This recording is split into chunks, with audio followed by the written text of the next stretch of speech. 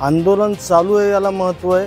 जितके जास्त दिवस चालेल तितकी परिस्थिती कशी दिवसेंदिवस हाताबाहेर जाईल हेही सगळ्यांनी हे लक्ष ठेवलं पाहिजे। हा प्रकल्प रद्द करा, नसल रद्द करायचं तर दुसरीकडून न्या, तिसरीकडून न्या, हवाई मार्गाने न्या किंवा पाताळ लोकातून न्या।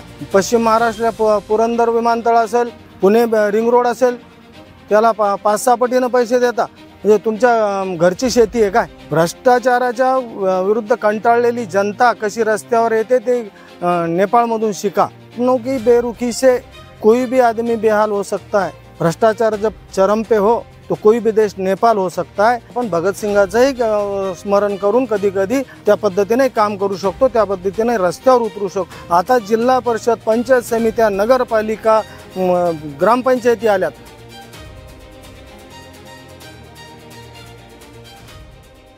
समृद्धी बाधित शेतकऱ्यांच्या आंदोलनाला आज 134 दिवस झाले। आता किती दिवस झाले याला महत्त्वच राहिलेलं नाही।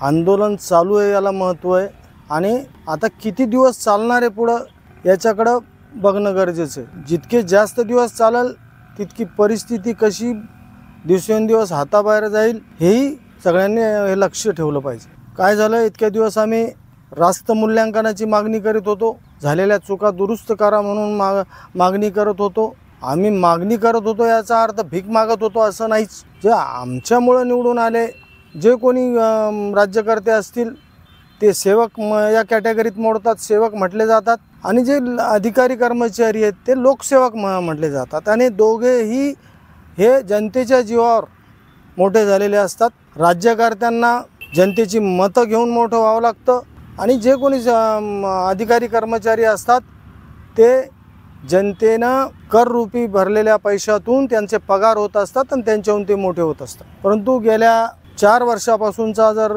घटनाक्रम बघितला, अधिसूचना जाहीर झाल्यापासून नंतरचा ज्या पद्धतीनं मनमारी कारभार चालू आहे, भ्रष्ट नीती अवलंबिली जात आहे, तुगलकी कारभार चालू आहे, निवळ वैतागून आम्हाला आता शेवटी हा निर्णय घ्यावा लागला 3-4 दिवसापूर्वी की आता प्रकल्प रद्द करा।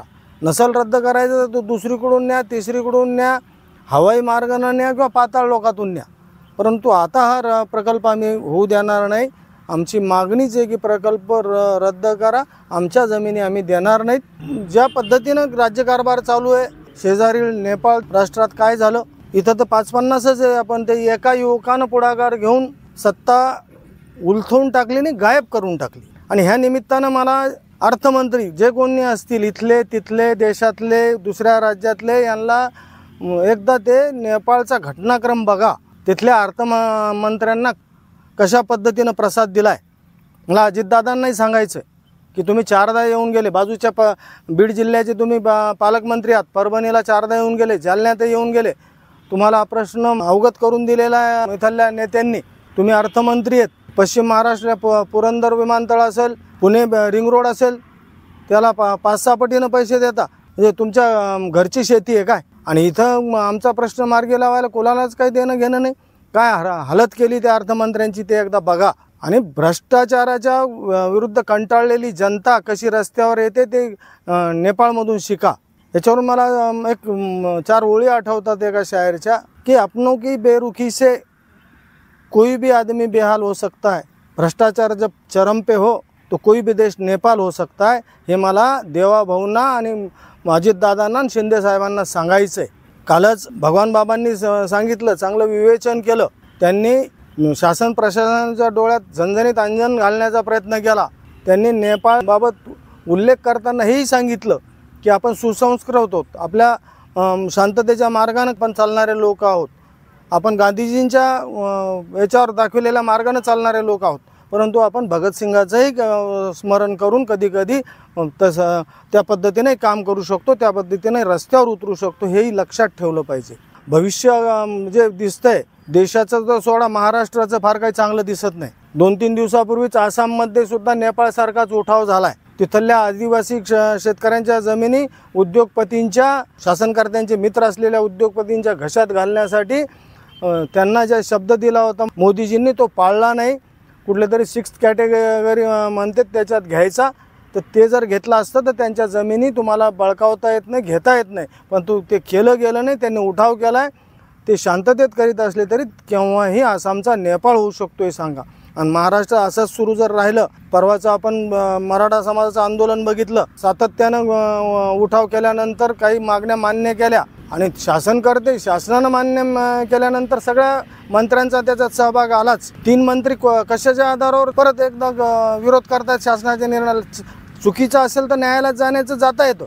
जे कोणी सामाजिक संघटनांचे लोक असतील ते न्यायालयात गेलेत, परंतु जे वैधानिक पदावर आहेत, जे त्या निर्णयाचा भाग होते, जे भुजबळ असतील, सावे असतील, पंकजाताई असतील, हे कुठल्या एका समाजाचे कसे काय होऊ शकतात? आणि करायचं असेल तर आमचा विरोध नाही, त्यांनी त्यांच्या समाजासाठी केलंच पाहिजे. परंतु मग मंत्रिपदाचे राजीनामे दिले पाहिजे. ते राजीनामे फडणवीसांनी घेतले पाहिजे, नाही तर मोदीजींनी घेतले पाहिजे. हे ज्या पद्धतीनं अराजक सुरू केलं आहे, एक तर मराठा समाजाला तुम्ही द्यायचंच नव्हतं, त्यांनी कसं घ्यायचं ते ठरवलं असतं.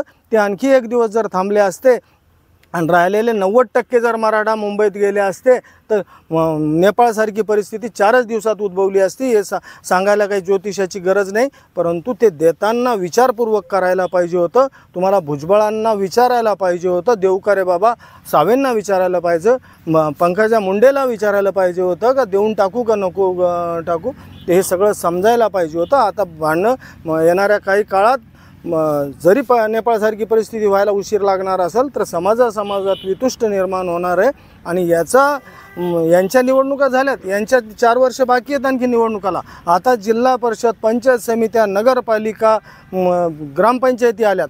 आता परत एकदा सामाजिक सौहार्द बिघडण्याचा प्रयत्न होईल आणि त्या माध्यमातून ज्या कार्यकर्त्यांच्या निवडणुका आहेत त्या निवडणुकीवर परिणाम होईल, त्याचं नुकसान भोगावं लागणार आहे.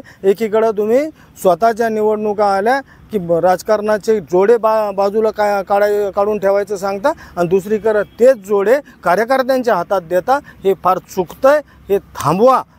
इथून पुढची परिस्थिती हे समृद्धीचं एक आंदोलनाचा एक वेगळा भाग जरी असला तर प्रत्येक ठिकाणी असंच सुरू आहे. फक्त धनदांडग्यांच्या लोकांचे कामं करायचे, शासकीय अधिकारी तेच करतात. कुठे मोठाल्या लोकांचे कामं करायचे, भूमाफियांचे कामं करायचे, सर्वसामान्यावर अन्याय होतो. परंतु जर का परिस्थिती हाताबाहेर गेली तर मला वाटतं नेपाळसारखी परिस्थिती व्हायला उशीर लागणार नाही. झाला आमचा समृद्धीचा विषय सांगतो, दिवसेंदिवस इथलीही परिस्थिती बिघडत जाणार आहे आणि एक दिवस असा येईल की शासन प्रशासनाला पळता भुई थोडी होईल.